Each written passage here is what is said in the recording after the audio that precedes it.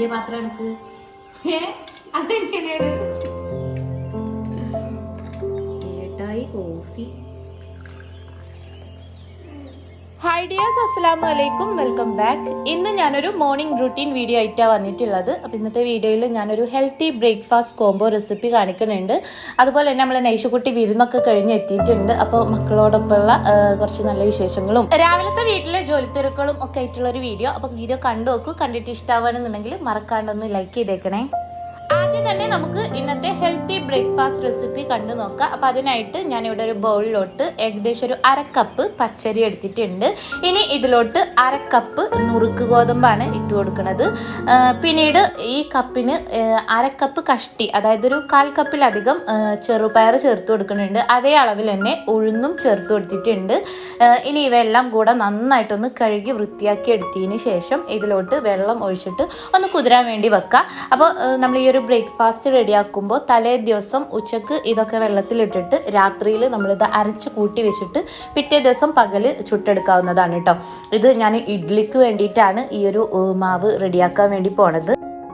നമ്മൾ സാധാരണ ദോശക്കും ഇഡ്ലിക്കൊക്കെ മാവ് കൂട്ടി വെക്കാറില്ലേ, അതുപോലെ തന്നെയാണ് ഇത്. നമ്മൾ കുറച്ചുകൂടെ ഇതിൽ എന്താ പറയുക, നുറുക്ക് ഗോതമ്പും ചെറുപയറും ഒക്കെ ചേർത്തിട്ട് കുറച്ചുകൂടെ ഹെൽത്തി ആയിട്ടുള്ളൊരു ഇഡ്ലിയാണ് റെഡിയാക്കാൻ വേണ്ടി പോണത്.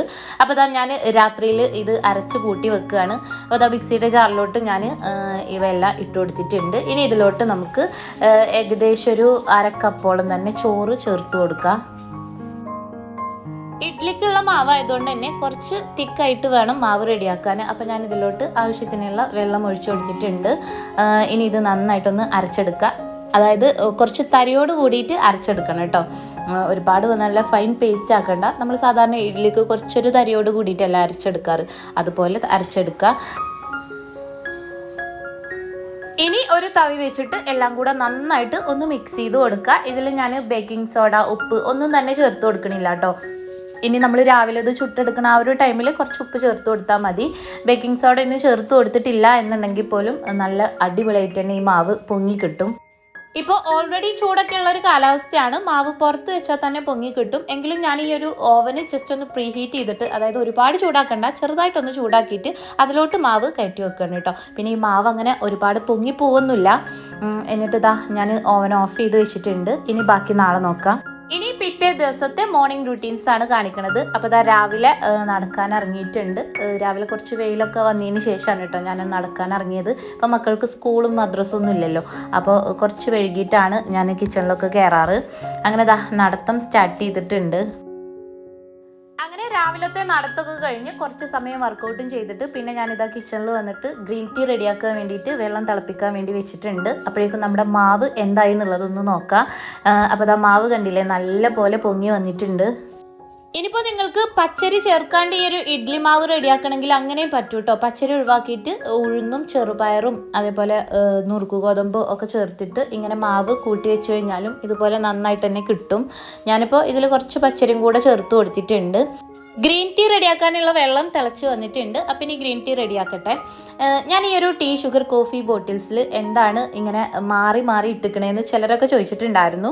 അതെന്താണെന്ന് വെച്ചാൽ ഇത് അത്യാവശ്യം നല്ല എയർ ടൈറ്റ് കണ്ടെയ്നേഴ്സാണ് കേട്ടോ. അപ്പം ഞാൻ ഇതിൽ ഷുഗർ ഇട്ട് വെക്കാറില്ല. കാരണം കണ്ടെയ്നർ എയർ ടൈറ്റ് ആയത് കാരണം കൊണ്ട് തന്നെ കുട്ടികളൊക്കെ ആ ഒരു പാത്രം എടുത്തിട്ട് തുറക്കാൻ വേണ്ടി നോക്കുമ്പോൾ ചില സമയത്ത് അവരുടെ കയ്യിൽ നിന്നൊക്കെ സ്ലിപ്പായി പോവുകയാണ്. അപ്പോൾ ഷുഗർ എപ്പോഴും എടുക്കുന്ന ഒരു ബോട്ടിലായത് കാരണം ഞാനതൊരു ഗ്ലാസ് ബോട്ടിലോട്ട് മാറ്റി ഇതിൽ ഞാനിപ്പോൾ ഗ്രീൻ ടീം, ടീ പൗഡറും പിന്നെ കോഫി പൗഡറും ആണ് ഇട്ടിരിക്കുന്നത്. എന്നിട്ടും അതും അങ്ങോട്ടും ഇങ്ങോട്ടും മാറ്റിയിട്ടൊക്കെയാണ് ഇട്ടുള്ളത്. ഇനിയിപ്പോൾ അവർക്കൊന്ന് ശരിയാക്കി എടുക്കണം. രാവിലെ ഇക്കാൻ്റെ ഉപ്പ വന്നിട്ടുണ്ടായിരുന്നു. അപ്പോൾ അതാ ഉപ്പ കിച്ചണിൽ വന്നപ്പോൾ കിച്ചണിൽ പുതിയ മാറ്റങ്ങളൊക്കെ കണ്ടിട്ട് അതൊക്കെ നോക്കി നിൽക്കുകയാണ് കേട്ടോ. ആ സ്പൈസ് ബോക്സ് ഒക്കെ ഇപ്പം കൊടുത്തിട്ടുള്ളതല്ലേ, അപ്പോൾ അതൊക്കെ തുറന്ന് നോക്കുകയാണ് ഉപ്പ. അങ്ങനെ ഉപ്പാക്ക് ഞാനൊരു ലൈറ്റ് കട്ടൻ ഇട്ടിട്ടുണ്ട്. പാല് കിട്ടിയിട്ടില്ല കേട്ടോ. പാല് കുറച്ചും കൂടെ കഴിഞ്ഞിട്ടേ കിട്ടുള്ളൂ, രാവിലെ നേരത്തെ കിട്ടൂല. അപ്പോൾ ഉപ്പാക്ക് കട്ടനൊക്കെ ഉണ്ടാക്കുമ്പോൾ വളരെ കുറച്ച് പൊടി ഇടണം. അതുപോലെ അത്യാവശ്യം നല്ല മധുരം ഇടണം കേട്ടോ. പൊതുവേ ഉപ്പാക്ക് ഷുഗർ കുറവാണ്.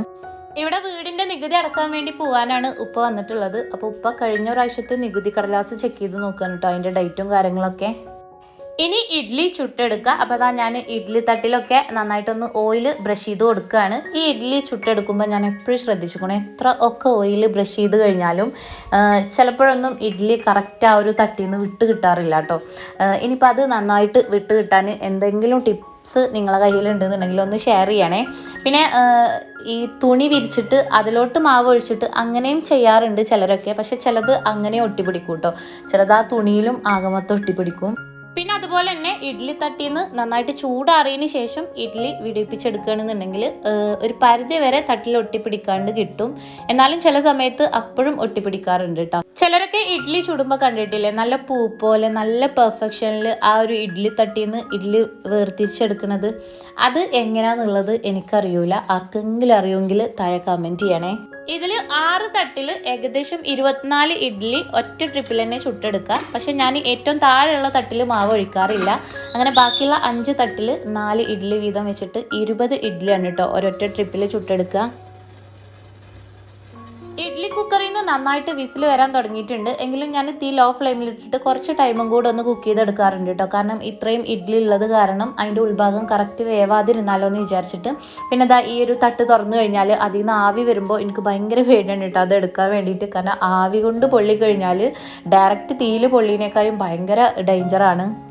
തട്ട് പുറത്തെടുത്ത് വെച്ചപ്പോൾ തന്നെ ഏകദേശം ചൂടൊന്ന് ആറിക്കഴിഞ്ഞപ്പോൾ ഞാൻ ഈ ഇഡ്ഡലി തട്ടിന്ന് വേർതിരിക്കാൻ വേണ്ടി നോക്കുന്നുണ്ട്. ഞാൻ പറഞ്ഞില്ലേ ഇതിങ്ങനെ തട്ടിലിങ്ങനെ ഒട്ടി പിടിച്ചിട്ടാണ് കേട്ടോ ഉള്ളത്.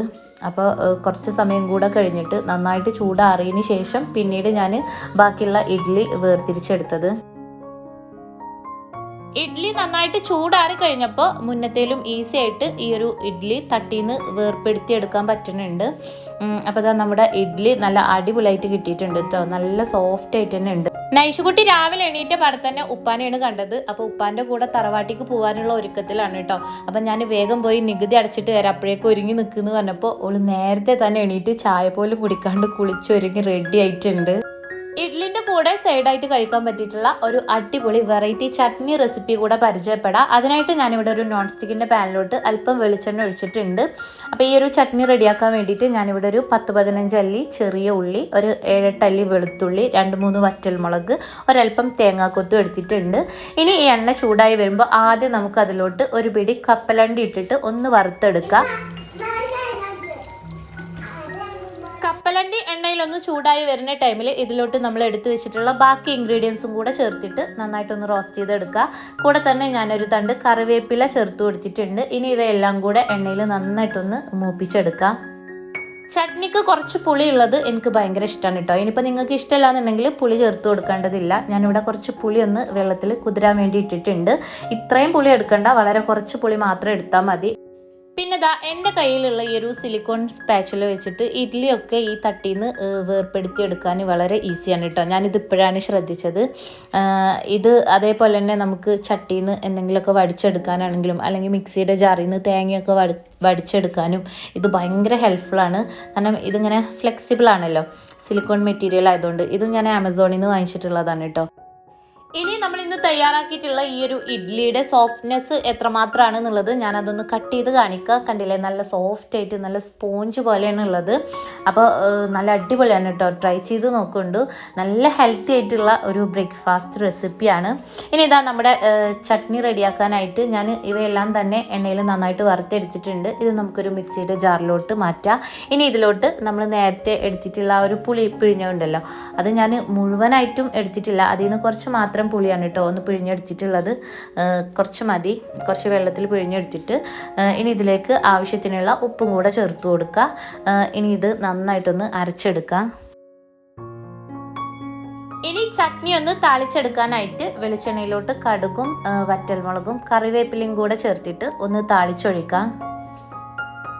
തീ ലോ ഫ്ലെയിമിൽ ഇട്ടിട്ട് ഇത് ഒന്നുകൂടെ ഒന്ന് ഞാൻ ചൂടാക്കി എടുക്കുന്നുണ്ട്. ഇതിങ്ങനെ ചൂടാക്കി എടുക്കണം എന്നൊന്നുമില്ല കേട്ടോ, ജസ്റ്റ് താളിച്ച് അതിൻ്റെ മുകളിലോട്ട് ഒഴിച്ചു കൊടുത്താലും മതി. കാരണം നമ്മൾ ആ റോ മെറ്റീരിയൽസൊക്കെ നന്നായിട്ട് എണ്ണയിൽ വറുത്തെടുത്തിട്ടുള്ളതല്ലേ.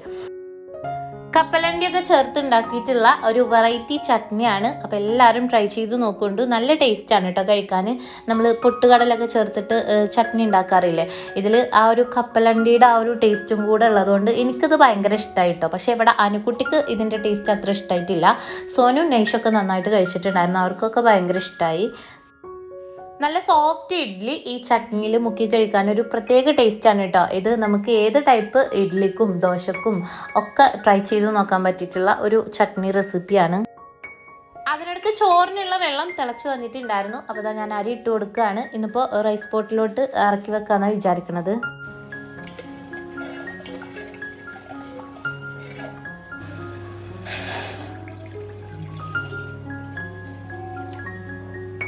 കഴിഞ്ഞ വീഡിയോയിൽ നൈഷുക്കുട്ടിനെ കാണാനായിട്ട് ഒത്തിരി പേര് നൈഷുക്കുട്ടിനെ മിസ് ചെയ്യണമെന്നൊക്കെ പറഞ്ഞിട്ടുണ്ടായിരുന്നു. അപ്പോൾ അതാ നമ്മുടെ നൈഷുക്കുട്ടി വിരുന്നൊക്കെ കഴിഞ്ഞ് എത്തിയിട്ടുണ്ട്. അവൾ അന്ന് അനിയൻ്റെ കൂടെ പോയിട്ട് 2 ദിവസം ഉമ്മാൻ്റെ അടുത്ത് നിന്നിട്ടാണ് കേട്ടോ വന്നത്.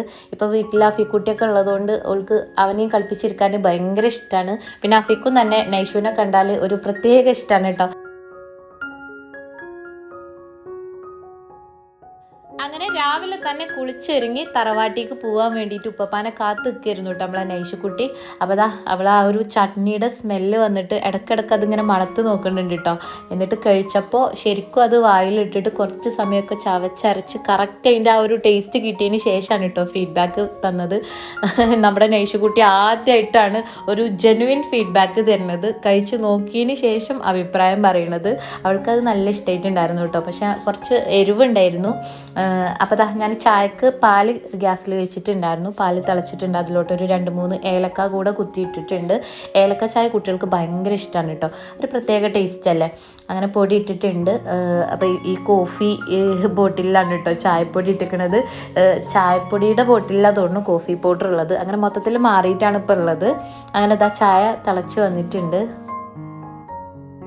ഇന്നിപ്പോൾ ഈ ഒരു ടീ പോട്ട് സെറ്റിലാണ് ഞാൻ ചായ സെർവ് ചെയ്യാൻ വേണ്ടി പോണത്. ഇത് നോമ്പിനെടുക്കാമെന്നായിരുന്നു ഞാൻ വിചാരിച്ചിട്ടുണ്ടായിരുന്നത്. പക്ഷേ ഇന്നെന്തോ ഇതിൽ ചായ കുടിക്കാനൊരാഗ്രഹം.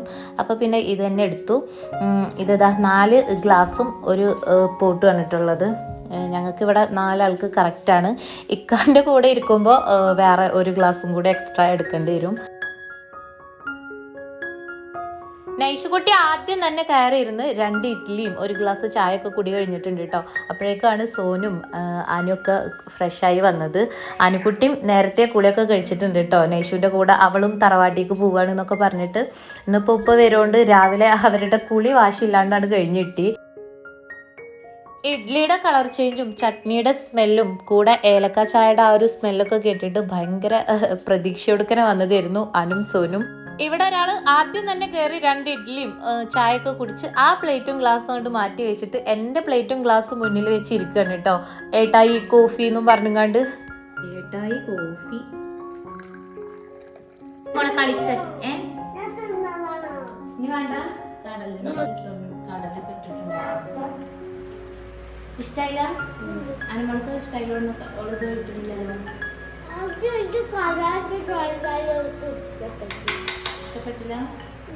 നുറുക്ക് ഗോതമ്പും ചെറുപയറൊക്കെ ചേർത്തെന്ന് വിചാരിച്ചിട്ട് ഇഡ്ഡലിക്ക് ടേസ്റ്റിൽ വലിയ വ്യത്യാസമൊന്നുമില്ല കേട്ടോ. നമ്മൾ സാധാരണ ഉണ്ടാക്കുന്ന ഇഡ്ഡലിയുടെ ഒക്കെ ഒരു ടേസ്റ്റ് തന്നെയാണ്. ചെറിയൊരു വ്യത്യാസം എങ്കിലും കഴിക്കാൻ നല്ലൊരു ടേസ്റ്റ് ഉള്ളത് തന്നെയാണ് കേട്ടോ. അനുക്കുട്ടി ഈ ചട്നി ഇഷ്ടപ്പെടാത്തതുകൊണ്ട് അവൾ ചട്നി കൂട്ടാണ്ട് തന്നെ അതങ്ങനെ ചായയിൽ ഒപ്പിയിട്ട് കഴിച്ചിട്ടുണ്ടായിരുന്നു. അപ്പോൾ വെറുതെ കഴിക്കാനും വലിയ കുഴപ്പമൊന്നുമില്ല, നല്ല ടേസ്റ്റ് തന്നെയാണ് ഈ ഒരു ഇഡ്ഡലിക്ക്. ഇപ്പൊ നികുതി അടക്കാനല്ലേ വയ്ക്കണത്, അത് കഴിഞ്ഞിട്ട് വരും. അത് കഴിഞ്ഞിട്ടേ വരുള്ളൂ കേട്ടോ. എന്താണ് പ്രശ്നം? ഇത് സോനുട്ടി മുന്നേ ഉണ്ടാക്കിയിട്ടുള്ള വണ്ടിയാണ് കേട്ടോ. ഞാൻ മുന്നൊരു വീഡിയോയിൽ കാണിച്ചിട്ടുണ്ടായിരുന്നു. അവന് കാർബോർഡ് വെച്ചിട്ട് കുറേ വണ്ടികളും ബൈക്കും കാറും പിന്നെ വീടും ഒക്കെ ഉണ്ടാക്കിയിട്ടുള്ളത്. അപ്പോൾ അതിലൊരു വണ്ടിയൊക്കെ എടുത്തിട്ട് അവർ അവിടെ പുറത്ത് കളിച്ചുകൊണ്ടിരിക്കുകയാണ്. ഇതിലവന് കുറേ സ്റ്റോറേജ് സ്പേസ് ഒക്കെ കൊടുത്തിട്ടുണ്ട്. അതൊക്കെ ഓരോന്ന് എണ്ണി കാണിച്ചു തരുമായിരുന്നു കേട്ടോ. അപ്പോൾ നമ്മളെ നൈഷുക്കുട്ടി രാവിലെ തന്നെ ഉപ്പാൻ്റെ കൂടെ പോകാൻ വേണ്ടി റെഡി ആയിരുന്നതല്ലേ, എന്താ ഉപ്പ വരാത്തേന്നും പറഞ്ഞ് നോക്കി നിൽക്കുന്നു കേട്ടോ. അനും നൈഷും കൂടെ ഉപ്പപ്പാനെ കുറേ സമയം കാത്തിരുന്നു. ഉപ്പ വരാത്തത് കണ്ടപ്പോൾ ഭയങ്കര കരച്ചിലും ബഹളമൊക്കെ ആയിരുന്നു കേട്ടോ. നൈഷുക്കുട്ടി പിന്നെ ഉച്ചക്കൊരു 3 മണി വരെ നല്ലോണം ഇരുന്ന് കരഞ്ഞിട്ടുണ്ടായിരുന്നു. ഒരു വിരുന്ന് കഴിഞ്ഞ് വന്ന ക്ഷീണം മാറാണ്ട് അടുത്ത വിരുന്നിന് വേണ്ടി റെഡിയായി നിൽക്കണം കേട്ടോ നൈഷുക്കുട്ടി. ഇപ്പോൾ സ്കൂളൊന്നും ഇല്ലാത്തതുകൊണ്ട് അവൾക്ക് ഭയങ്കര ബോറടിയാണ് ഇവിടെ വീട്ടിൽ. അവിടെ സ്കൂളിൽ പോയ കുറേ ഫ്രണ്ട്സും ഒക്കെ ഉള്ളതല്ലേ. അങ്ങനെ ഇതാ സോനുട്ടിൻ്റെ ഫ്രണ്ട് വന്നിട്ടുണ്ട്. അവൻ്റെ കയ്യിലൊരു ചെറിയ ടോയ് കാർ ഉണ്ട് കേട്ടോ. അത് മോഡിഫൈ ചെയ്യാൻ വേണ്ടി വന്നിക്കാണ്. സോനുവിൻ്റെ ഇപ്പോഴത്തെ ഒരു സ്ഥിരം പരിപാടിയാണ് കേട്ടോ. ഈ ചെറിയ കാറൊക്കെ എടുത്ത് അതിൽ കുറേ എക്സ്ട്രാ ഫിറ്റിങ്സ് ഒക്കെ കൊടുത്ത് സ്പ്രേ പെയിൻ്റൊക്കെ കൊടുത്ത് ചിലതിനൊക്കെ എംബ്ലം അവനെ കൊണ്ട് പറ്റുന്ന രീതിയിലൊക്കെ സെറ്റാക്കി കൊടുക്കുക. ഇക്കാക്കും ഗൾഫിൽ ഇതേ ജോലിയും കാര്യങ്ങളൊക്കെയാണ് കേട്ടോ. സോനിറ്റിക്കും ഉപ്പച്ചിൻ്റെ ആ ഒരു ജോലിനോട് ഭയങ്കര ഇൻട്രസ്റ്റ് ആണ്. ഇന്നിപ്പോ മുറ്റടിക്കാൻ ഇറങ്ങിയപ്പോഴേക്കും സമയം ഒരുപാട് വൈകി. അങ്ങനെ ദാ അനും നൈഷൊക്കെ ഇറങ്ങിയിട്ടുണ്ട് കേട്ടോ എൻ്റെ കൂടെ മുറ്റടിക്കാൻ വേണ്ടിയിട്ട്.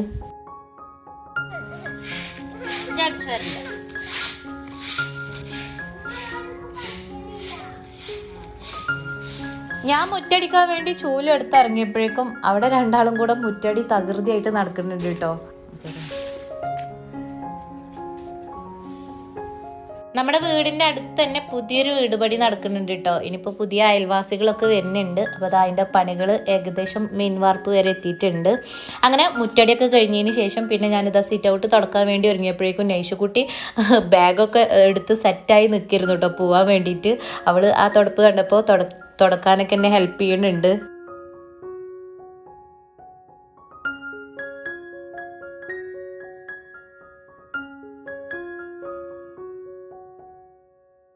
അപ്പൊ ബാഗൊക്കെ ഇട്ട് നിക്കണ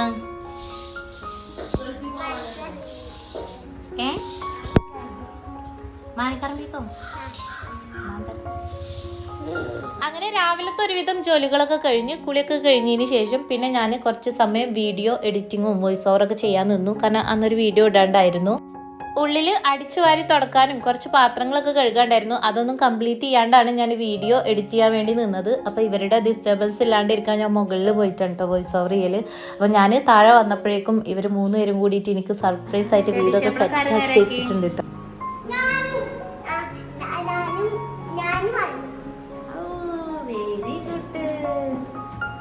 അതിൻ്റെ ഉള്ളിൽ എന്താണ് വേഗം കയ്യിൽ കുത്തിരിക്കുക വെച്ചിട്ട് ആരാണിത് ശരിയാക്കിയത്? ഡൈനിങ് ടേബിൾ ചെയർ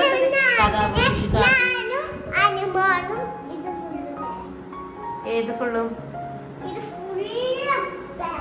ആ ഡൈനിങ് ടേബിൾക്ക് ചെയറൊക്കെ ആരാ അഡ്ജസ്റ്റ് ചെയ്തിട്ട്?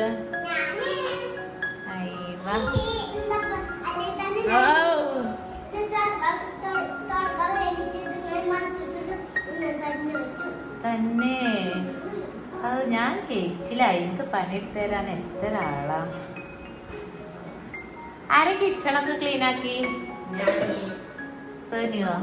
ഇതൊന്നും ഞാൻ അവരെ കൊണ്ട് ചെയ്യിപ്പിക്കണതല്ല കേട്ടോ. എന്നെ കണ്ണ് വെട്ടിച്ച് അവരെനിക്ക് തരുന്ന സർപ്രൈസാണ് ഇതൊക്കെ. കണ്ടു കഴിഞ്ഞാൽ ഞാൻ ഒന്നിനും സമ്മതിക്കൂല. അപ്പൊ എനിക്ക് തോന്നി ഇവരെനിക്ക് ഇരട്ടി പണിയാക്കി തരുമെന്നുള്ളത്.